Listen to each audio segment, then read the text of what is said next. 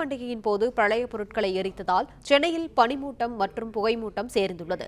கூடுதல் விவரங்களை எமது செய்தியாளர் வசந்த் வழங்க கேட்கலாம். வசந்த், வணக்கம். விவரங்களை பதிவு பண்ணலாம். வணக்கம். தமிழர் திருநாளாம் பொங்கல் பண்டிகை நாளை கோலாகலமாக கொண்டாட இருக்கும் நிலையில் அதன் துவக்க பண்டிகையான இன்று அதிகாலை முதல் போகி பண்டிகை சிறப்பாக கொண்டாடப்பட்டு வருகிறது.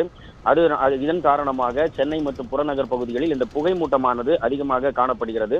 இந்த பழையன கழிதலும் புதியன புகுதலும் போகி என்பதற்கிணங்க பழைய பொருட்களை தீயிட்டு கொளுத்தி இந்த போகி பண்டிகையானது வெகு சிறப்பாக மக்களால் கொண்டாடப்பட்டது. இதன் காரணமாக சென்னையில் காற்று மாசுபாடு அதிகரித்துள்ளது.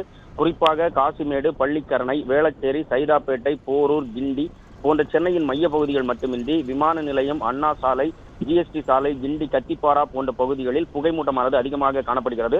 கடந்த சில நாட்களாக பனிமூட்டம் அதிகரித்திருந்த நிலையில் பனியுடன் இந்த போகி பண்டிகையில் கொண்டாடப்பட்ட புகையும் கலந்து புகைப்பண்டலமாக காட்சியளிக்கிறது. சாலையில் வாகனங்களை இயக்கும் வாகன ஓட்டிகள் இதனால் சிரமம் அடைந்துள்ளனர்.